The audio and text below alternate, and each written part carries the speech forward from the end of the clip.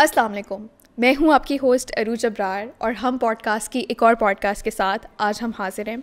आज जो हमारी गेस्ट है, मैं उनके बारे में कहाँ से स्टार्ट करूं, क्योंकि मेरे दिल में उनके लिए बहुत रिस्पेक्ट है। वो हमारी सीनियर जर्नलिस्ट हैं जिनको काफ़ी ज़्यादा अवार्ड्स मिल चुके हैं उनके काम के लिए। हम नेटवर्क पर एक उनका prime time current affair show भी है जिसका नाम फ़ैसला आपका है। आप अब तक समझ गए होंगे कि मैं किसकी बात कर रही हूँ। तो अस्सलाम वालेकुम Asma Shirazi, thank you so much for coming to our show. बहुत शुक्रिया, thank you so much Arooj. Thank you for coming to our show and आपने अपने कीमती वक्त में से टाइम निकाला। जी बहुत शुक्रिया, मुझे आपने इनवाइट किया, ये भी मेरे लिए बड़े एजाज़ की बात है। चले वैसे तो सब ऑडियंस ने आपको देखा हुआ है एज एन एंकर पर्सन। आज हम ये जानने की कोशिश करते हैं कि अस्मा शराजी है कौन।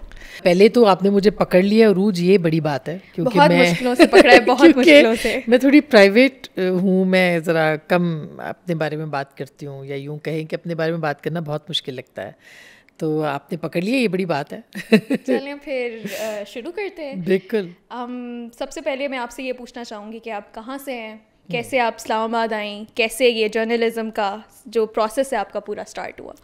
उरूज, मैं वैसे तो मेरा जो गांव है वो तो सियालकोट में है, लेकिन जो मैं इस्लामाबाद के में ही पैदा हुई हूँ, मतलब यहीं पे मेरे वालिद चूँकि यहाँ पे ही काम करते थे तो मैं उनके साथ ही यानी यहाँ पैदा हुई, यहीं पे मेरी स्कूलिंग भी।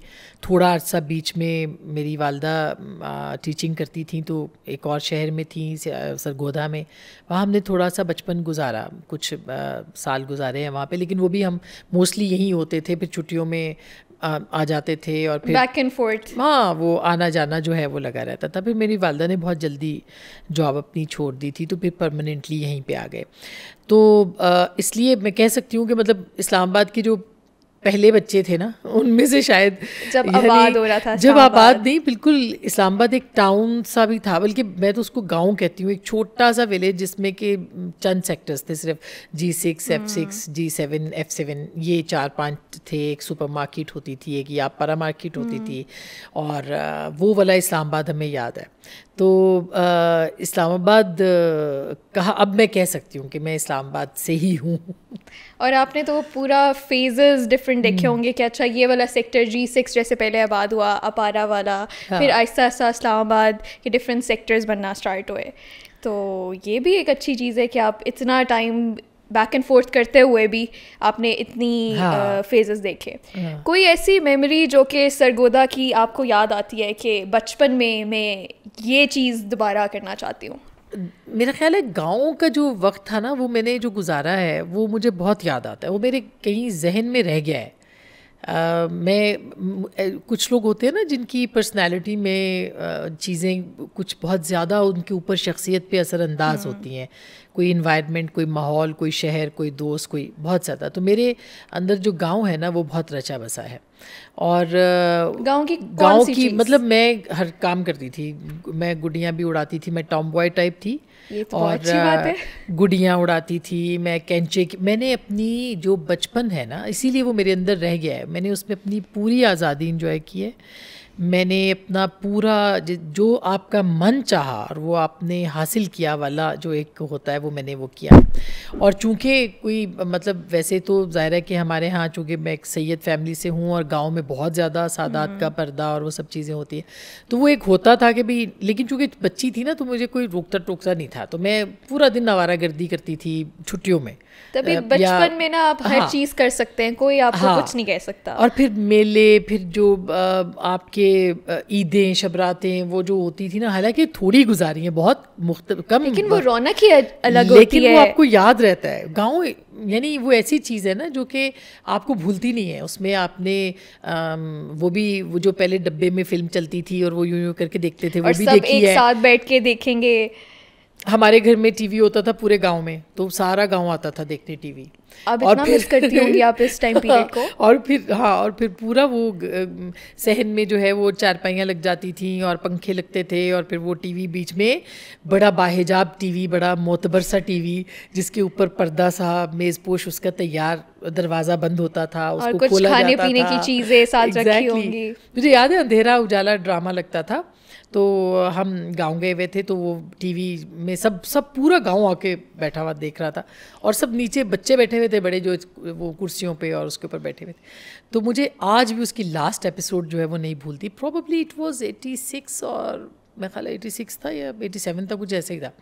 और उसकी वो लास्ट एपिसोड मुझे याद है अभी भी कि इतने लोग, पूरा तकरीबन बड़ा सा सहन था मेरे नाना के घर का। पहले तो सहन भी बहुत बड़े होते थे, हवेलियाँ टाइप घर होते थे, तो वो सारी चीज़ें जो, तो मेरा ख्याल है कि ये जो अच्छा लोगों के फिर वो चूँकि मिलते बहुत थे, फिर वो एक दूसरे के साथ इतना ज़्यादा आना जाना, फिर एक दूसरे के साथ यानी जो गैर होते थे, हाँ, रख रखाव बहुत ज़्यादा। सबसे अच्छी बात है ना उरूज, वो ये है कि हमने जो सीखा मैंने जो सीखा अपनी ज़िंदगी में वहाँ से, कि आपके जो गैर थे वो आपके अपने थे।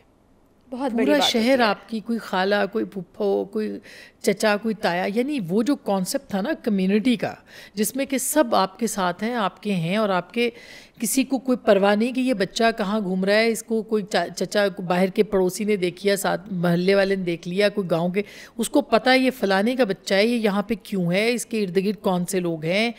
वो सर्विलेंस जो है या वो जो केयर है पूरी कम्युनिटी की, वो आपको उस वक्त जो है वो नज़र आती थी। आई एम श्योर अभी भी है, अब तो बहुत कम हो गया जाना, बहुत कम हो गया, बहुत कम हो गया जाना, मगर हाँ, इवन मैं आपको बताऊँ इस्लामाबाद के शुरू के दिनों में यहाँ पे भी ऐसे था। अभी भी इस्लामाबाद का जो ये G6, G7, G8 सेक्टर्स हैं शुरू के, F6, ये वो 4 सेक्टर्स मुझे याद पड़ते हैं जो मेरे बचपन में थे, जो ज़ियाउल हक का दौर था।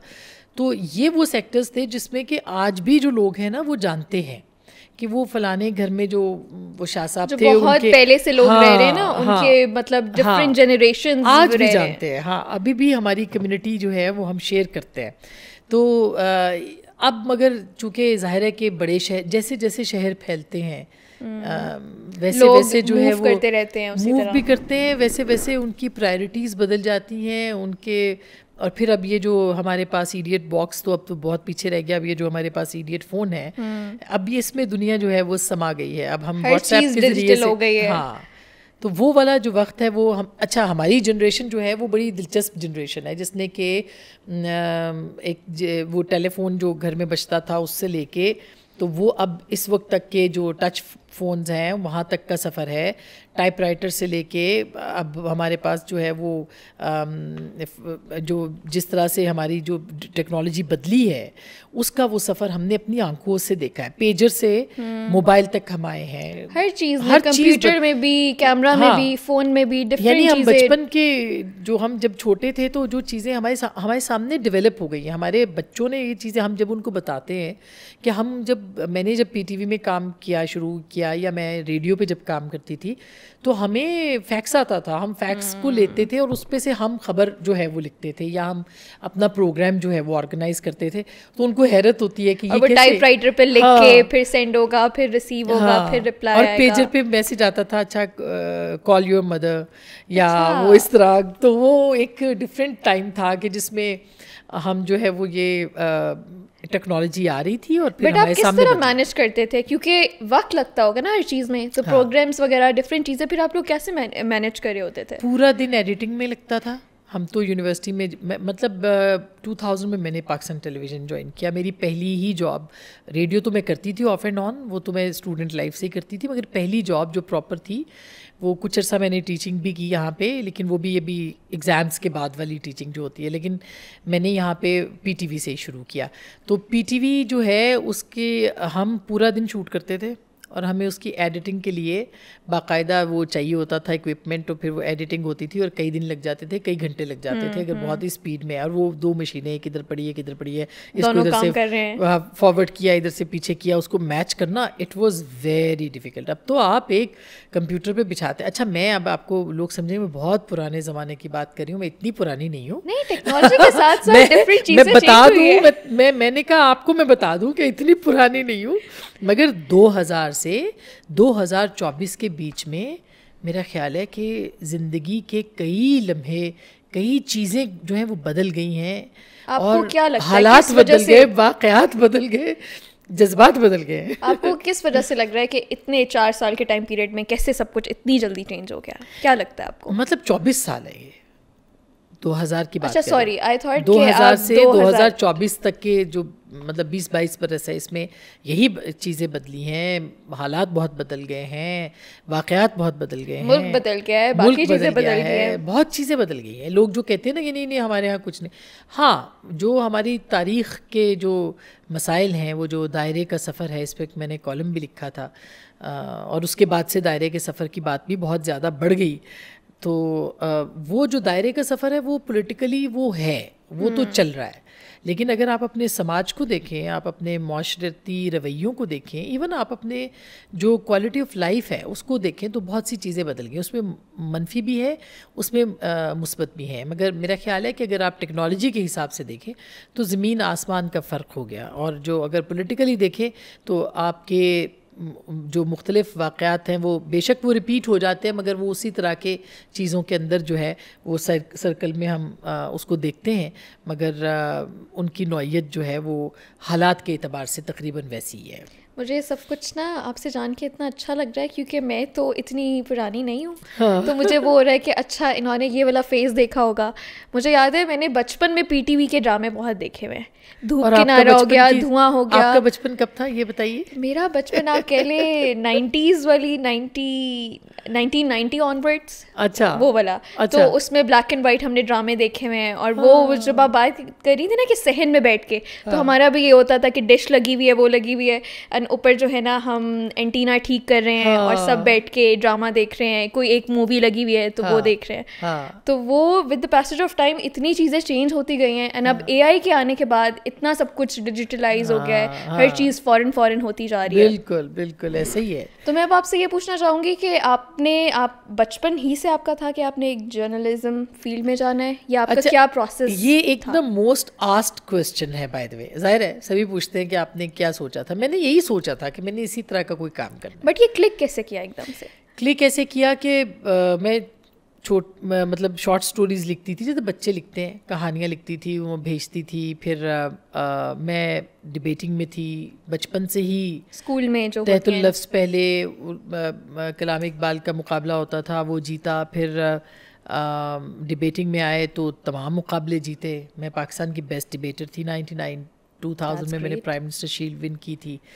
और फिर एक्सटेम्पोर स्पीच पंजाब यूनिवर्सिटी से वो मैंने जीता। फिर मैंने मतलब I was best at parliamentary style of debating, जब शुरू में पाकिस्तान में आया, जो इंटरनेशनल स्टाइल ऑफ डिबेटिंग था।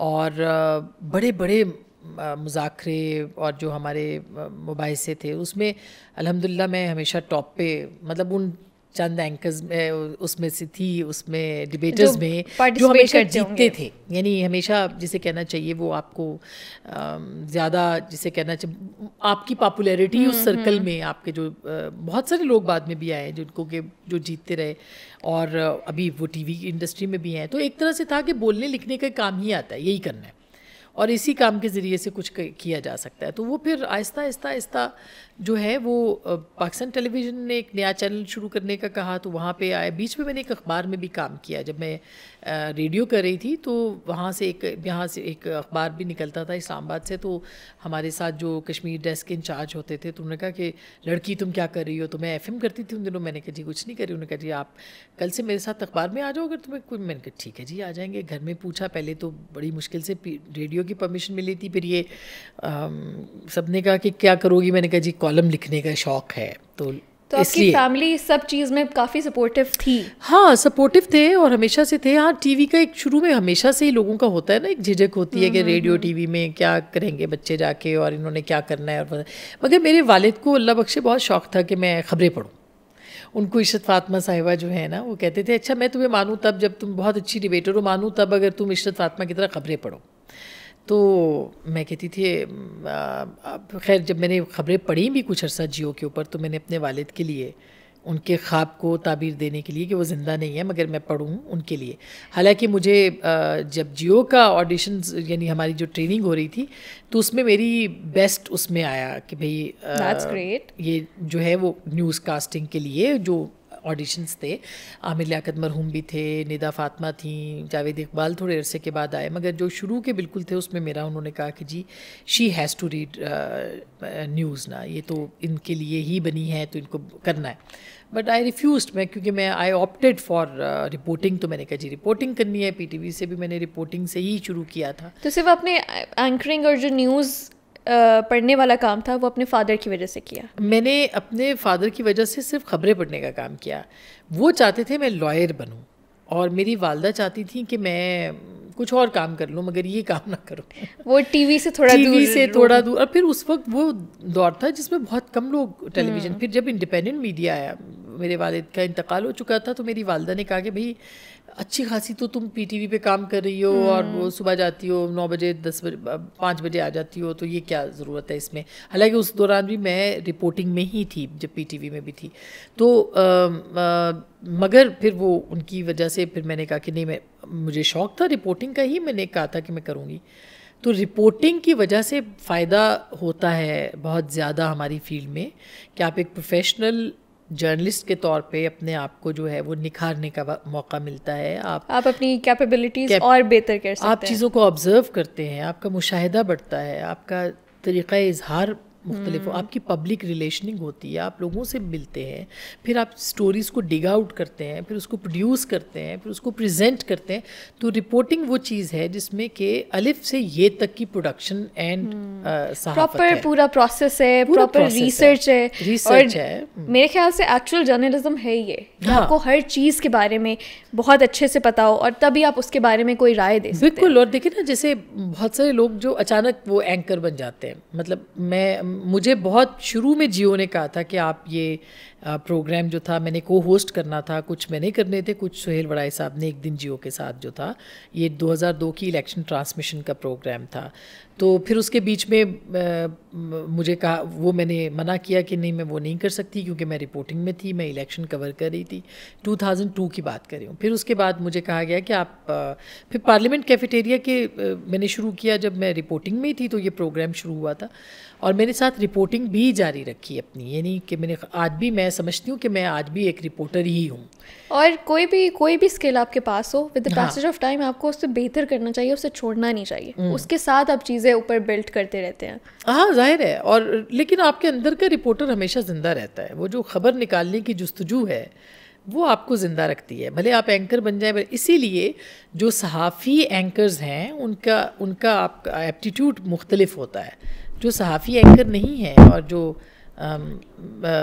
बिल्कुल अचानक बन गए हैं या जो कि एक प्रोसेस के तहत नहीं बने हैं, तो उनके एटीट्यूड में भी इसीलिए वो मुख्तलिफ होता है, जबकि क्योंकि वो सही प्रोसेस से गुजरे ही नहीं है, वो उसके अंदर इन डेप्थ गए ही नहीं है, जिसकी वजह से प्रॉब्लम होता है। कौन सा लफ्ज़ कहाँ बोलना है, क्या किस तरह से बात करनी है, ज़ाहिर है ये ट्रेनिंग, ये बाकायदा एक ट्रेनिंग होती है जिसमें, और आपकी यूनिवर्सिटी, फिर रिपोर्टिंग, रेडियो, उससे प्रॉपर आप पूरे प्रोसीजर से होके आई हैं, तो आपको छोटी छोटी चीज़ों का पता है कि किस तरह आपने किसी से बात करनी है, किस तरह आपने फैक्ट्स बताने हैं। लेकिन उसके बावजूद आपको जाहिर है कि आप हर नया दिन एक बड़ा दिन है, एक नया सीखने का दिन है, उसमें आपको नई चीज़ सीखने को वो तो पूरी ज़िंदगी आप सीखते रहते हैं। और फिर आपको, मैं अपनी उरूज ज़िंदगी को और हर दिन को एक नए दिन के तौर पे ट्रीट करती हूँ। मैं ये समझती हूँ कि आज का जो दिन है मेरे लिए ये बहुत अहम है, और मैं ये भी समझती हूँ कि हो सकता है कि कल का दिन ना हो, तो आज के दिन को जो है वो इतना अच्छा करें कि जब रात को आप बिस्तर पे लेटें तो आप अपना एहतसाब करें। तो मैं ये, मेरे वालिद भी अल्लाह बख्शे ये बात किया करते थे और मैंने ये उनसे लर्न की कि हम जब अपने रात को हम बिस्तर पे लेटते हैं तो एहतसाब करते हैं कि आज के दिन में जो है वो हमने क्या क्या किया, कुछ गलत तो नहीं हुआ, कोई गलत बात तो नहीं हुई, कोई गलत लफ्ज़ तो नहीं बोला, किसी का दिल तो नहीं दुखाया, प्रोफेशनली कुछ अच्छा किया, कुछ कंट्रीब्यूट किया है कि नहीं किया। तो मेरा ख्याल है ये जो मुहासबा है ना, ये अपना ख़ुद एहतसाबी जो है ये बहुत बड़ी, और ये तरबियत से भी आती है, तालीम तो है ही है, तरबियत भी जब तक तरबियत ही मेन होती है, तालीम तो आपको हासिल हो जाती है। हाँ। अच्छा, इस सारे प्रोसेस में क्योंकि आप एक औरत थी, एक मर्द के लिए चीज़ें करना आसान होता है, तो आपके कौन से चैलेंजेस आपके सामने आए और आपने उनको कैसे ओवरकम करने की कोशिश की? मेरा ख्याल है अरूज हर वक्त और हर लम्हे पे जो है वो चैलेंजेस आपके सामने आते हैं और आपको वो सारे चैलेंजेस जो हैं वो भुगतने भी पड़ते हैं, निमटना भी पड़ता है। और अगर आपके सामने चैलेंज नहीं आते तो इसका मतलब है कि आप ग्रो नहीं कर रहे हैं, आप स्टेगनेंट हैं ज़िंदगी में। यानी ठहरे हुए पानी में जब पत्थर जाता है तो इर्तियाश पैदा होता है। वो इर्तियाश जो है वो बताता है कि कितनी लहरें हैं, कितनी गहराई है। तो मेरा ख्याल है कि ये बहुत इम्पॉर्टेंट है। मेरे लिए बहुत मुश्किलें रहीं, कोई भी दिन आसान नहीं रहा, मगर ये है कि उन सारी मुश्किलों के लिए सिर्फ एक ही बात थी कि अगर आपको अपने पे भरोसा है, अपनी ज़ात पे, अपनी शख्सियत पे, अपने इल्म पे भरोसा है, तो फिर आपके लिए कोई मुश्किल नहीं है। मसलन रिपोर्टिंग में आए तो एक्सेप्टेंस ही नहीं थी कि लड़कियां भी रिपोर्टिंग कर सकती हैं। हम तो बिल्कुल शुरू के थे जब इंडिपेंडेंट मीडिया आ रहा था, तो उस वक्त वो हमें मतलब हम अगर इंटरव्यू करने गए हैं बाहर किसी का, तो हमारे कैमरामैन से ज़्यादा लोग बात कर रहे हैं, हमसे नहीं कर रहे कि जी ये लड़की से बात क्या करेंगे। आपने आगे बात करनी है, हाँ, आपने कैमरे के सामने आना है, आपने मगर वो एक्सेप्टेंस की बात है ना, ये एटीट्यूड की बात है कि आप कैसे, मतलब मैं उरूज से नहीं बात करूँगी, उरूज के कैमरामैन से बात करूँगी कि भाई आप, क्योंकि मैं आपको और कुछ ऐसा था कि नई बात थी कि लड़कियाँ बहुत, जियो जब आया तो बहुत सारी लड़कियाँ आई उसमें, तो लोगों को हैरानगी होती थी कि पहले 1-2 ख़वातीन थी जो PTV पे होती थी और यहाँ पे तो हर चीज़ कवर कर रही थी लड़कियां। तो वो फिर पॉलिटिक्स कवर की, फिर पॉलिटिक्स में भी तो पॉलिटिकल लोगों से रब्ता। और मेरा ख्याल है, मैं ये क्लेम कर सकती हूँ, जियो के दौरान, रिपोर्टिंग के दौरान मैंने जितनी खबरें मैंने ब्रेक की हैं, मेरा नहीं ख्याल किसी ने भी आज तक की है। मेरे मियाँ का मेरे साथ ज़रूर कंपटीशन रहता था, जो उस वक्त जियो पे रिपोर्टर था, मेरा साथी था, हम दोनों का एक दूसरे के साथ कंपटीशन होता था। मगर ये कि बहुत और आपके सोर्सेज डेवलप होते हैं। मैं पार्लियामेंट कवर करती थी, मैं इलेक्शन कमीशन कवर करती थी, मैं कॉमर्स मिनिस्ट्री, मैं पार्लियामेंट की सारी कमेटियां कवर करती थी, सेनेट और ये सब चीज़ें, प्राइम मिनिस्टर कवर करती थी, कैबिनेट कवर करती थी, और कैबिनेट बहुत बीट्स थी मेरे पास। और कैबिनेट जब मैं कवर करती थी तो मैं कैबिनेट की मीटिंग के दौरान खबरें ब्रेक करती थी। तो ये जो चीज़ थी, इसका मतलब ये है कि आप रिपोर्टर जो है वो वेल एस्टेब्लिश्ड है, उसके सोर्सेज इंटैक्ट है। मतलब मुझे आज भी याद है कि कैसे क्या काम करना है। हाँ, मुझे आज भी याद है कि जनरल मुशर्रफ के दौर में जब पार्डन किया था हमारे जो डॉक्टर क्यू खान थे, अब्दुल कदीर खान थे, उनको जब उन्होंने पार्डन किया था, उस वक्त ये एक इंटरनेशनल खबर थी। और फिर उसके बाद आप देखें कि उस इंटरनेशनल ख़बर को फिर मेरी स्टोरी जो थी वो रॉयटर्स ने, AFP ने, सब ने जो है वो ब्रेक की थी। फिर मैंने जब वॉर कवर की थी, मैंने वहाँ पे भी बहुत सारी ऐसी खबरें थी जो कि इंटरनेशनल सारे चैनल्स ने चलाई। मसलन हिजबुल्लाह कमांडर को मैंने इंटरव्यू किया दमास्कस में, लेबनान में, और मतलब दमास्कस में हमने किया, बैरूत में जाके हमने उसको एयर किया था, क्योंकि उन्होंने कहा था कि आप नहीं कर सकते यहाँ पे। तो फिर वो सारी इंटरनेशनल उसमें फिर मैंने इंडियन इलेक्शंस कवर किए एंड आई इंटरव्यूड बाल ठाकरे को आज तक पाकिस्तान में टीवी के लिए मेरा ख्याल है कि मैं ही फर्स्ट हूँ जिसको कि उन्होंने इंटरव्यू दिया था। और फिर बाल ठाकरे को इंटरव्यू किया, मनोहर जोशी को किया, LK अडवाणी को किया, बहुत सारे इंडियन स्टार्स को किया, जावेद अख्तर, शबाना आज़मी को, अनिल कपूर को, सब लोगों को इंटरव्यू मैं तो किया। यहीं पे आपकी फ़ैन इसी टाइम हो गई। तो ये एक आपका एक रिपोर्टर को हर चीज़ करना पड़ती है। मतलब इंडिया में जब इलेक्शन कवर करने में गई तो हम दिल्ली लैंड किए, 2004 की ये बात है, अप्रैल 2004, अभी फिर अप्रैल में इलेक्शंस आ रहे हैं उनके। तो मैं जब हम वहाँ गए तो रात को हमें बता दिया गया, मुझे और मेरे हमारे एक सीनियर होते थे, कुरैशी साहब, कैमरामैन थे, टेक्निकल के थे लेकिन बहुत अच्छा कैमरा भी करते थे, उनको हम दोनों को कहा ये आपके टिकट्स हैं, सवेरे आपने जो है वो बॉम्बे फ्लाई करना है। अब आप सोचें कि हम पहली बार इंडिया गए हैं, पहली बार इलेक्शन कवर कर रहे हैं। इंडिया में हालात ठीक थे उस टाइम? हालात मतलब ऐसे थे कि वो हमें देख के घूरते थे कि ये पाकिस्तानी ये कहाँ से आ गए यहाँ पे। तो फिर बॉम्बे गए, बॉम्बे में सुनील दत्त साहब का हल्का, गोविंदा का हल्का, ये मैंने कवर किया।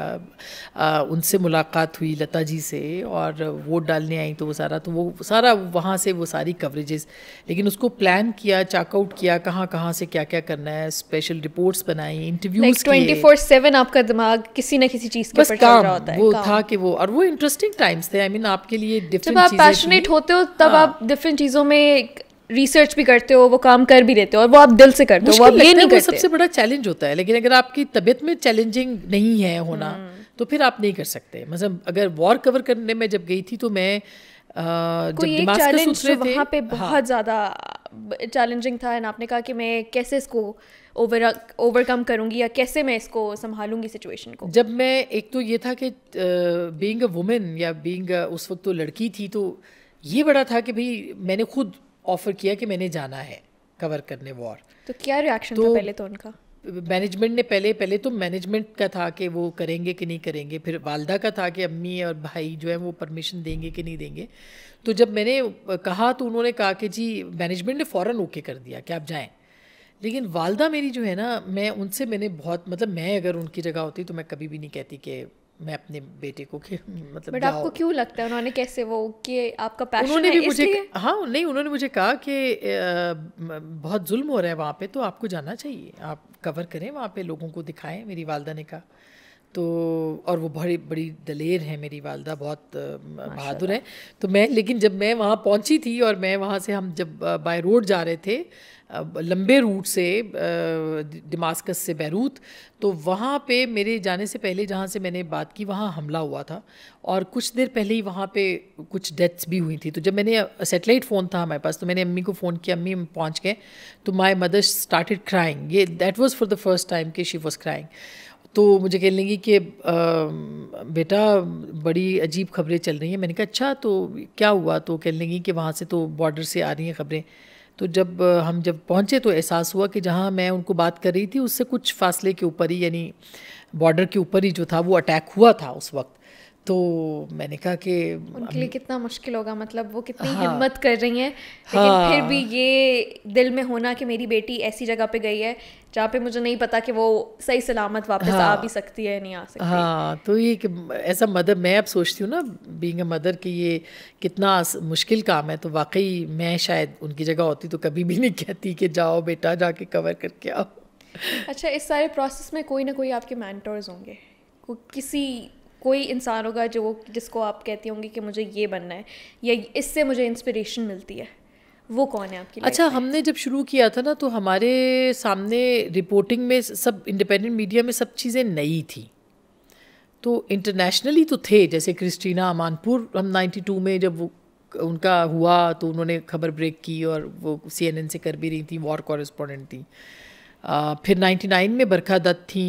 लेकिन मुझे अव्वल तो ये इंस्पिरेशन वाली इस फील्ड में बहुत कम एग्जांपल्स थी। तो क्रिस्टीना अमानपुर से मैं थोड़ी ज़रूर वो होती थी कि भाई उनका जो काम था या उस तरह से। लेकिन हमारे यहाँ वैसे चूँकि एक नई चीज़ थी, पाकिस्तान में पहली बार इंडिपेंडेंट मीडिया और रिपोर्टिंग और ये सब कुछ हो रहा था। हम 2002 में जियो की आमद के साथ ही ये सिलसिला शुरू हुआ था इंडिपेंडेंट मीडिया का। उससे पहले PTV था, सिर्फ PTV में कोई ऐसी काबिल ज़िक्र उस तरह से नहीं था काम, लेकिन ख़बरें पढ़ने में अलग लोग थे, रिपोर्टिंग में कोई नहीं था।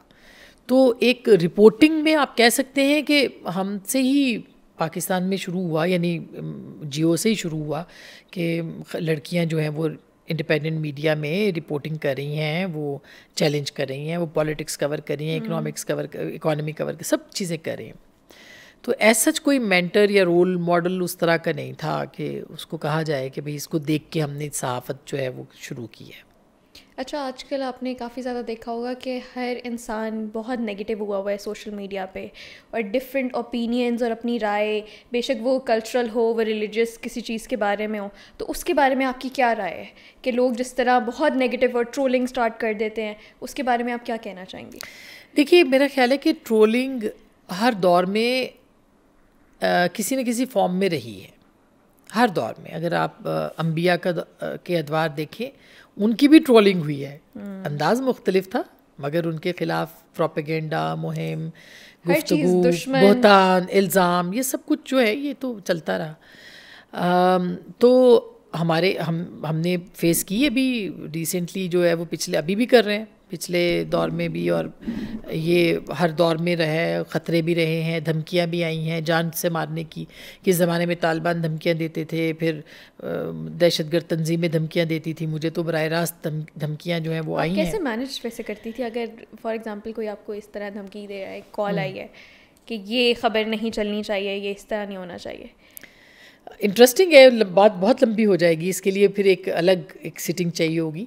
मगर बहुत, जैसे हम जब सवात ऑपरेशन चल रहा था तो उस वक्त मुझे वहाँ तालिबान स्पोक्स पर्सन ने डायरेक्ट फ़ोन करके धमकी दी थी, और दूसरे फ़ोन होते थे, एंड्रॉयड तो नहीं होते थे, छोटे फ़ोन थे, तो वो फ़ोन करके उन्होंने कहा कि देखिए आप बहुत ज़्यादा करिए। मलाला के बाद भी, इवन मलाला 2015 में जब उन पे अटैक हुआ 14 में, तो जब भी हुआ 12 थी या तो 13 थी, उस वक्त भी बहुत ज़्यादा थ्रेट्स आए थे। फिर उसके बाद बहुत सारी जो दहशतगर्द तंजीमें हैं, कलदम तंजीमें, उनकी तरफ से भी मुझे थ्रेट्स आए, सियासी जमातों की तरफ से भी थ्रेट्स आए हैं। ये नहीं कि सियासी जमातों की तरफ से नहीं आए हैं, सियासी जमातों की एजेंसियों की तरफ से भी बहुत थ्रेट्स आए हैं। सारी सी बात है, एजेंसियों की तरफ से भी, हाँ वो, हाँ कि आप जनरल मुशर्रफ के दौर में भी, मैं तो खैर पाबंदी फेस की, मैं वाहिद चंद जर्नलिस्टों में से थी, एंकर्स में से, जिनको बंद किया गया था उस वक्त, और 3-4 महीने हमें टीवी से ही ऑफ कर दिया गया था।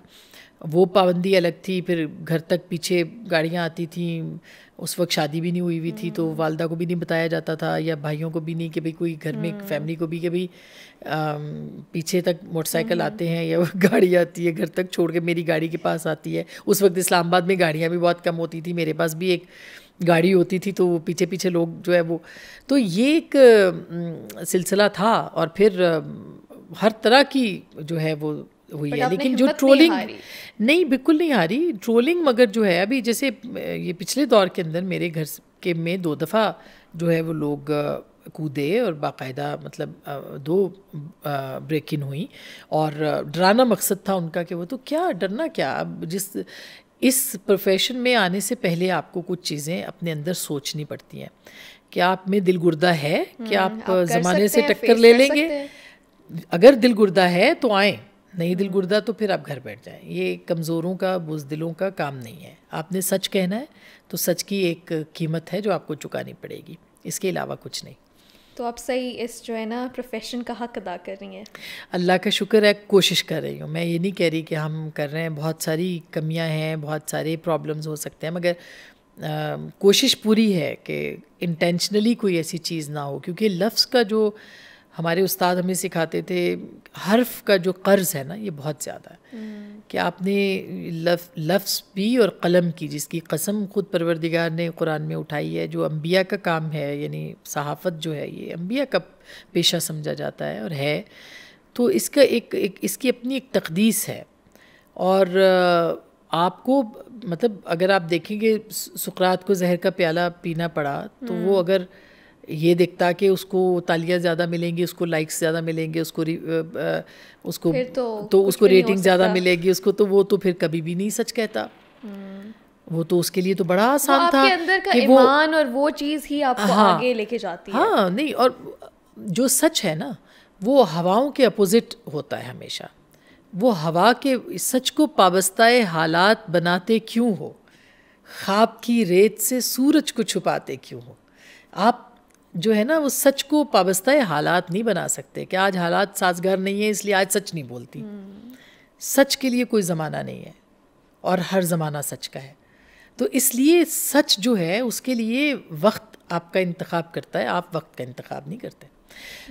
वो कंटिन्यूटी रहनी चाहिए। वो मेरा ख्याल है कि तो उसके हिसाब से अगर देखा जाए तो फिर तो कि जी ये इतने फॉलोअर हैं, तालियां बहुत बजेंगी, बड़े लाइक्स आ जाएंगे, रीट्वीट्स तो आ जाएंगे, आने जाने वाली चीज़ है। अनफॉर्चुनेटली हमारे यहाँ आजकल जो है ना वो चूँकि हवाओं का रुख देख के ओपिनियन बनाया जा रहा है, क्योंकि ओपिनियन मेकिंग नहीं हो रही, बहुत फास्ट पेस्ड क्योंकि लाइफ हो गया नहीं, उस पर चैलेंजेस बहुत मुख्तलिफ हो गए हैं। जैसे मैं कही थी कि पहले धमकियाँ होती थी, ये होता था, अब क्या है कि अब सोशल मीडिया का प्रेशर बहुत ज़्यादा है। उस प्रेशर के अंडर लोग जो हैं वो सच नहीं कह रहे हैं, सच कहने से हिचकिचा रहे हैं।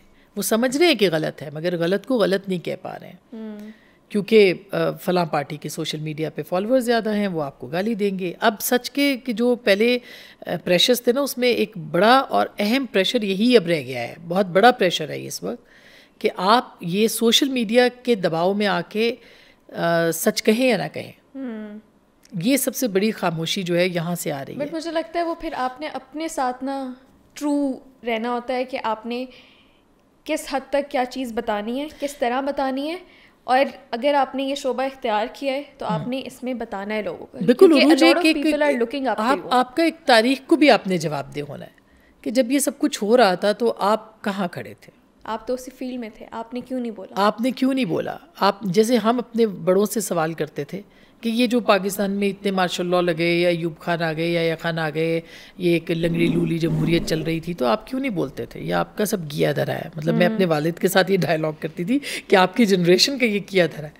कल को हमारे बच्चे हमसे ये नहीं कहें कि जब ये सब कुछ हो रहा था तो आप कहाँ थे, हम उनको जवाब दे सकें कि हम यहीं थे और अपना काम कर रहे थे और बोल रहे थे। तारीख़ फ़ैसला करती है हमेशा, ये हाल फ़ैसला नहीं करता, हाल सिर्फ बताता है, हाल को सिर्फ आपने बताना है।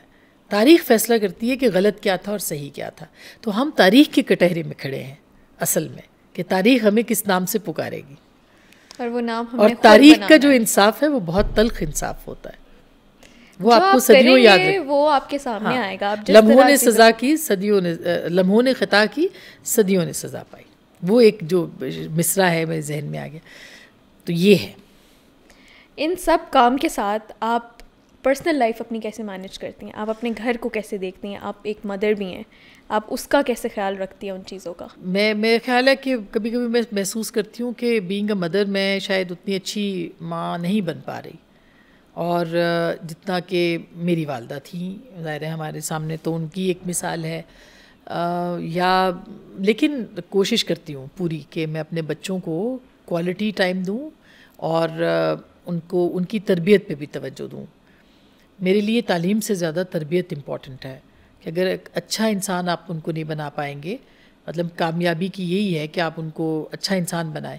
और मेरा ज़्यादा वक्त मेरे बच्चों के साथ गुजरता है। मैं बहुत सोशल एक्टिविटीज़ में पहले से काफ़ी ज़्यादा ख़ुद को महदूद कर लिया है, और मैं अपना काम करती हूँ और अपने फैमिली के लिए मेरा वक्त है। मैं अपने बहन भाइयों से रोज़ मिलती हूँ, हम सब बहन भाई इकट्ठे रोज़ होते हैं, ऑलमोस्ट वीकेंड्स पे तो होते ही होते हैं। हमारी शामें इकट्ठे बहन भाइयों की गुजरती हैं, बच्चों की और फैमिलीज़ की भी। तो आप बैलेंस करने की पूरी कोशिश तो ईद पे आप लोग किस तरह सेलिब्रेट करते हैं? मतलब खाना बनता है, हाँ, या कोई फैमिली हाउस है? मेरी अम्मी के यहाँ पहले दिन का खाना होता है, फिर मेरे यहाँ मेरी बड़ी बहन के यहाँ होता है, फिर मेरे यहाँ होता है। मेरे भाई चूँकि अम्मी सब इकट्ठे रहते हैं तो उनके यहाँ पहले दिन हो जाता है। तो मुलाकातें हैं, फिर दोस्तों से मिलना, दोस्तों से जिनसे बहुत अरसे से ख़ास करके मुलाकात नहीं है, उनसे कभी कभार पहले गांव चले जाया करते थे दूसरे दिन, तो अब तो खैर गांव भी जाना बहुत मुश्किल हो जाता है, बच्चों के स्कूल होते हैं, रूटीन वगैरह मुख्तलिफ है। लेकिन तो ये है, और बाकी भी जो आपकी एक रूहानी जहनी ज़रूरियात हैं उनके मुताबिक चलने की पूरी कोशिश करती हूँ। बस मैं आखिरी सवाल आपसे करना चाहूँगी कि कोई एक मैसेज जो आप आने वाले जर्नलिस्ट को देना चाहेंगे इस हालात को देखते हुए? मेरा बहुत हमेशा से बड़ा मुख्तसर होता है। एक तो ये कि आप अपने अंदर जिएं, और आप ये सोच के जिएं, ये सोच के इस फील्ड में आएँ और काम करें कि आपके कहने से फ़र्क पड़ेगा। अगर आप ये सोच के आएंगे कि बस चलाओ है जिस तरह सब लोग हैं वो करें, नहीं। अगर आपने कोई एक फ़र्क लाना है तो ये सोच के आए कि आपके कहने से, आपके लिखने से, आपके बोलने से फ़र्क पड़ेगा, क्योंकि आपके पास वो पावर है, क्योंकि वो आपके पास पावर है। और ये जो माइक की ताकत है ये बहुत बड़ी ताकत है, ये जो लफ्ज़ की ताकत है ये बहुत बड़ी ताकत है, ये जो हर्फ की ताकत है ये बहुत बड़ी ताकत है, ये जो आवाज़ की ताकत है ये बहुत बड़ी ताकत है, दूर दूर तक जाती है। हाँ, जहाँ पे टेक्नोलॉजी है नहीं लेकिन है, यही ताकत आपकी जो है वो आपके लफ्ज़ों की ताकत होनी चाहिए, तो आपके लहजे की ताकत होनी चाहिए, और सच के साथ आप आए और फिर ये सोच के आए कि आपने इस फील्ड में फिर आप आ गए हैं तो इसको अपना पैशन बनाना है, जज्बा बनाना है। सिर्फ पैसे के लिए काम नहीं करना, आपने इसका हक अदा करना है। बिल्कुल। चलिए, thank you so much for giving your time. Thank काफ़ी you. ज़्यादा हमने आपका टाइम ले लिया है, बहुत बट मुझे शुक्रिया. ये कॉन्वर्सेशन करके इतना मैंने आपसे सीखा है. और मैं कही थी कि इतने टाइम से आप एक हक की दौड़ में आप जो है लोगों को सच बताने की कोशिश कर रही हैं. और बहुत कम लोगों से मैं मिली हूँ जिसको मैं देख के कहती हूँ कि शायद मैं इस एज पे जब पहुँचूँ तो मैं एक ऐसी खातून बन सकूँ. तो बहुत शुक्रिया आपके टाइम का. और थैंक यू बहुत शुक्रिया. बहुत मज़ा आया, बहुत लुत्फ़ आया. Thank you. खुदा हाफिज़.